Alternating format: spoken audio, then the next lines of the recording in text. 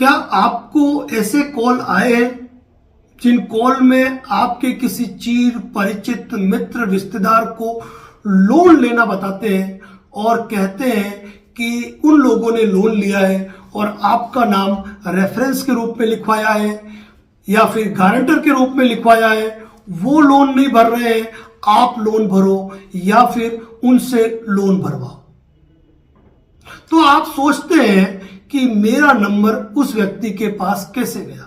इसका मतलब यह है कि मेरे मिलने वाले ने वास्तव में मेरा नाम गारंटर में लिखवाया है या मेरा नाम रेफरेंस में लिखवाया है। आप उस व्यक्ति को फोन करते हो, आपके मिलने वाले को, और कहते हो कि भाई तेरी तरफ से, तेरे नाम से ये फोन आ रहे हैं कि तुमने लोन लिया है और मेरा नंबर क्यों दिया। वो कहता है कि मैंने आपका कोई नाम नहीं लिया है, मैंने आपका कोई रेफरेंस नंबर नहीं दिया है, ना मैंने आपकी कोई गारंटी दिलाई है। तो क्यों होती है ये बात, आज आपके सामने हम स्पष्ट करेंगे इस बात को। एक्चुअली जब भी हम कोई लोन लेते हैं तो एप्लीकेशन से या ऑनलाइन लोन लेते हैं तो हम जब उस कंपनी की जब एप्लीकेशन डाउनलोड करते हैं तो हम उस पर अपना डाटा एक्सेस करते हैं और उस डाटा एक्सेस के अंदर हमारे फोन के अंदर जो फोन बुक है वो सारा रिकॉर्ड चला जाता है उस बैंक या एनबीएफसी कंपनी के पास।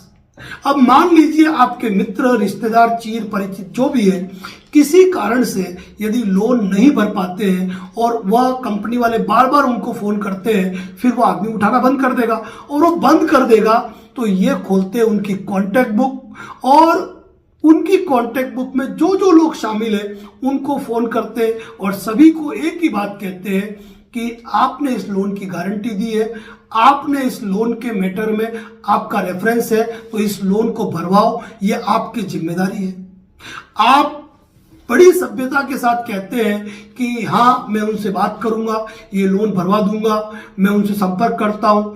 आपने ऐसा कहा यानी कि आप फंसे मतलब क्या कि वो लोग बार बार आपको फोन करना शुरू करेंगे, आपको हैरान परेशान करेंगे। यहां पर आपको जब भी इस तरीके का फोन आता है, आपको अपने चीर परिचित मित्र रिश्तेदार को कहने की जरूरत ही नहीं, आप उसको कुछ मत कहो, आप उस व्यक्ति का फोन डायरेक्ट काटो और उसको ब्लॉक करो।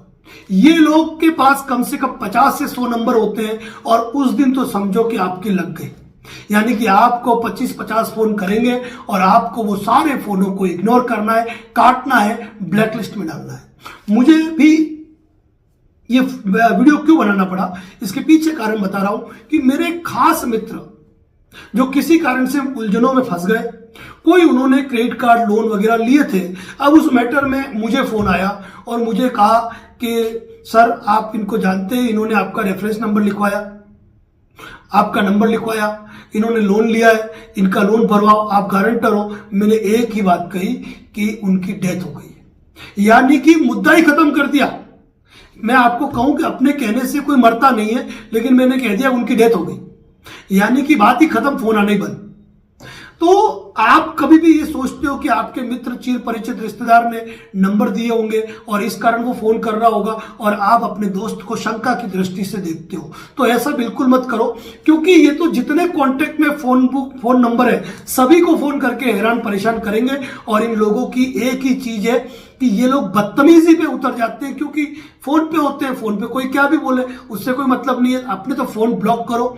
दूसरी बात, स्पैम डीएनडी जरूर करो, डू नॉट डिस्टर्ब, यानी कि कई जो स्पैम कॉल है वो आपके नंबर पे आना ही बंद हो जाएंगे। तो ऐसे लोग जो आपको फोन करते हैं और आपको कहते हैं कि आप किसी लोन की गारंटी में हो तो, और रेफरेंस नंबर आपका दे रखा है, उससे लोन भरवाओ या आप भरो, कोई बातचीत नहीं करनी है, कोई प्यार से बात नहीं करनी है, डायरेक्ट फोन काटो और इग्नोर करो। इस बीच में अपने दोस्त को फोन करके बता के उसको भी परेशान मत करो, उसको अपनी जिंदगी जीने दो, वो पहले ही परेशान है, अगर वो परेशान नहीं होता तो ये फोन आते ही क्यों आपको।